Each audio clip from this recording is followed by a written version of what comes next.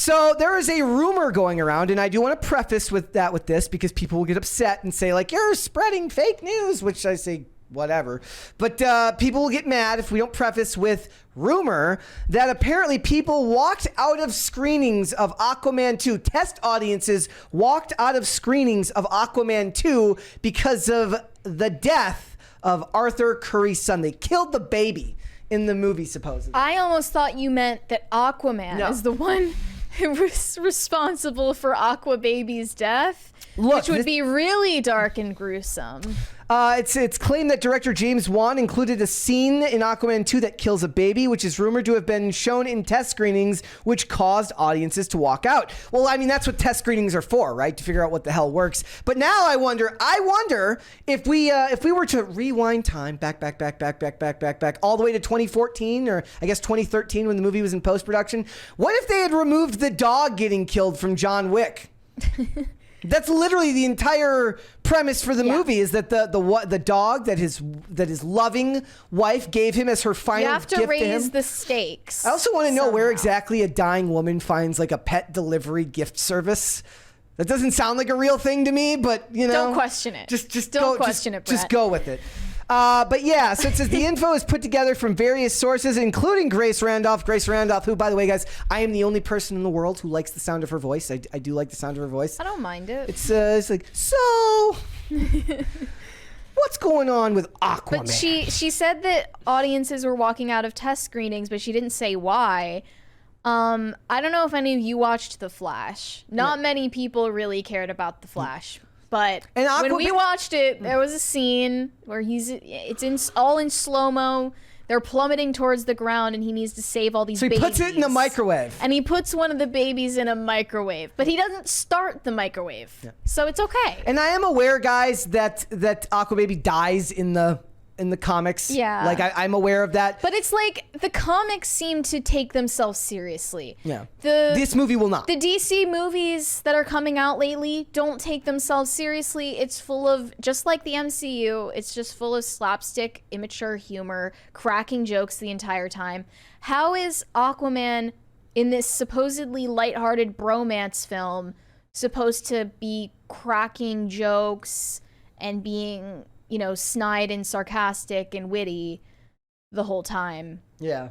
After his son just got brutally murdered through suffocation. That's one of the problems with the MCU, right? Is like people they crack jokes. Pick a tone. They crack jokes all the time when the jokes don't make sense. Now it makes sense for like a character to crack a joke. Like I can understand like where there's like a weird disconnect where it's like this person who has superpowers doesn't feel the weight of their actions because they have superpowers. So it's a lot easier for a person who's not going to die from this encounter to crack a joke. But what do you do about that when they're also in these cities where magically cars are being thrown and nobody ever ends up getting hit by a car? That's why I still maintain that every comic book movie is a lie. That every time a car gets thrown, every time Batman takes the tumbler out and a bunch of cops have to face him, somebody died.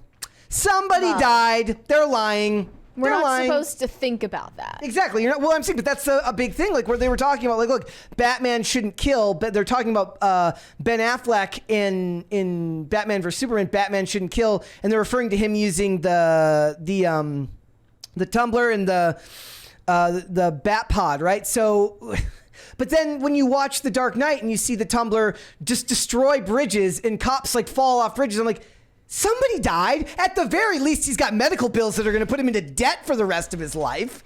Like, no way the police union covers all of it, right? So it's a pick and choose for a lot of them. Would this scare you off watching the movie?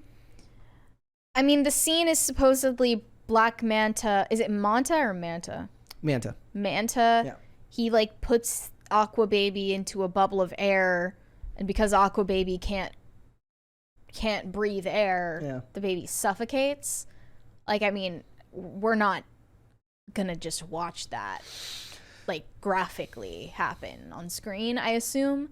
Yep. So I feel like if it happens off screen, he loses his son and it's not graphic and they actually treat it in the movie like with the seriousness that it would deserve in the story, and they don't just Immediately go back to like Aquaman being a comedian.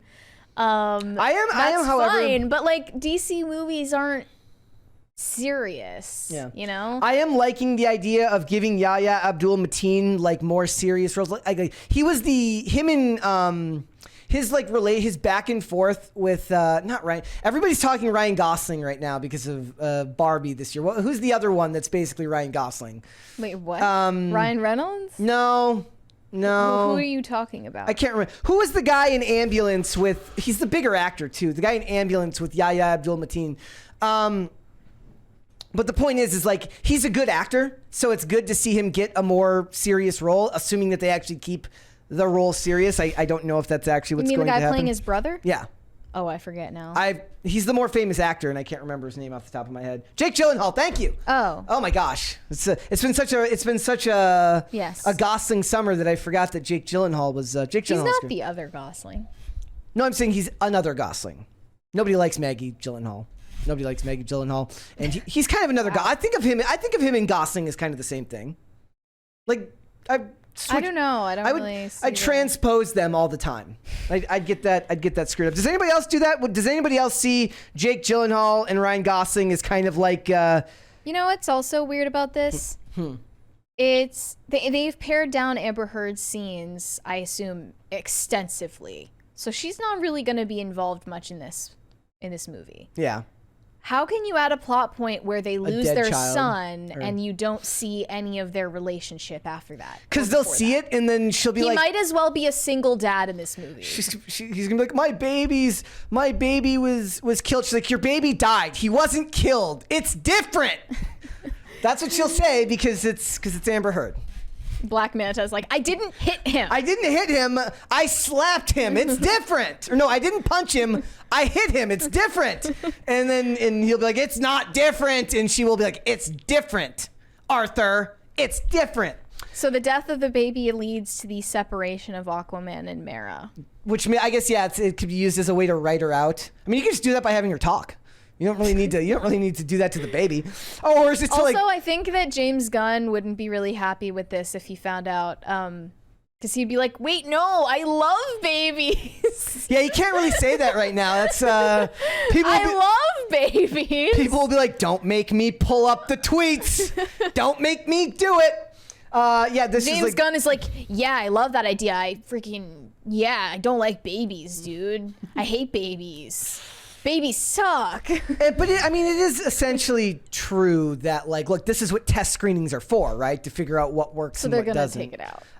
I don't see it. I mean, at the very least, I don't see it happening on camera. We live in such an anti-children culture now that I didn't really expect a response like this. Like, I saw this tweet that was like, our culture hates children, and proof of that is the most heinous shit that people put in their lawns during Halloween now. Like what? That's just meant to, like, actually scare the life out of kids who are trick-or-treating for no reason other than the sheer joy of seeing the terror in their eyes. Seeing kids, like permanently harmed.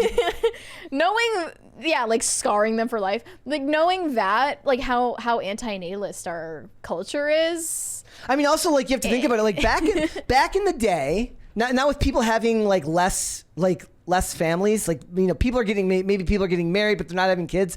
Now you're seeing people where back in the day, everyone on your block also had kids that were trick-or-treating. Now it's like, so it's like we're in a team effort here, but now it's like it's a couple of kids, and then the rest of them are like, what can I do to scare the crap out of these scumbags who decided to contribute to the climate crisis by having kids? Right. It'll be that type of maybe they should tone it down a notch or two. Like, Black Manta just killed Aquaman's pet seahorse. Just have him kill Mera, since nobody likes her anyways. Like, just do that. It'll be fine. I don't know. Amber Heard on a revenge plot. It's intriguing. It's believable. It's believable. No, it's you know what she's doing. She's her scene in Zombieland. It's her. Where she turns and then she's attacking that guy in his apartment. I like the idea that she puts I was like, wow. She puts some makeup on and frames Black Manta for like hitting her with the black trident. She's like, oh my God, he hit me. And she walks into the High Council to complain. That'd be great. I'd be great to see that. Be more realistic, right? She's complaining as she's Mara on Instagram. And she's sitting there complaining about Black Manta and how Arthur never changes the diapers. It's always her that has to change the diapers. And she watches lots of like... He's like, you never wash the dishes. He's like, we live underwater. She listens to a bunch of like anti-red pill podcasts, and he listens to Fresh and Fit. And they're just both in their corners. Is there an Atlantis alternate universe version of Fresh and Fit and Andrew Tate? Let's hope. That would be great, right? So look, this is what the test screen is for. Let's play the video that Grace Randolph? Yeah, I've got it here. I got the clip here. That's fine for a first trailer, but because I've heard people walked out of the test screening, I'd like to get a little bit of a better feel for the story, because that makes me very nervous. But what do you think? What do you think? She does have a unique voice. I like her voice. People are like, it's like nails on a chalkboard. I'm like, it's very intriguing to me. I don't think it's that bad. It's intriguing to me. She's super, she's pretty woke, so. They cast a really cute baby in the movie. They went to, like, I wonder where they got that. I'm surprised they don't Could just they at least make the baby not cute so we Eventually- don't feel as bad? Eventually what's going to happen is those babies are just going to be CGI anyways.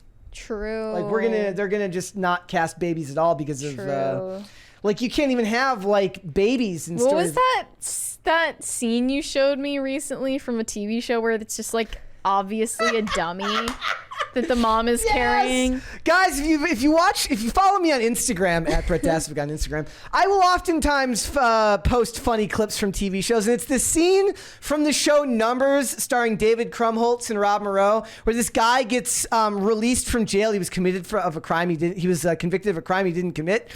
You know, maybe it was Russell Brand getting out of jail. No, I'm just kidding. But the point is, he gets out of jail, and his wife comes up to greet him with the fakest baby you've ever seen. It's not even a baby. It's like a small, what did it look like? It was like 4 years old, but his hand is like hanging to the side like this. It's very clearly a mannequin, probably because they couldn't afford to hire the actor, or they just didn't have the time for it. I was just like, dude, your dad just got out of jail. Wake up. This is an important moment. Why are you sleeping? Why is your arm dead while your dad is getting out of jail? It's a big deal. It's a big deal. Thanks for watching. Listen to full episodes of Pop Culture Crisis on Spotify. Keep up with us on social media and make sure you subscribe and ring that bell so you never miss the show. Bye, guys.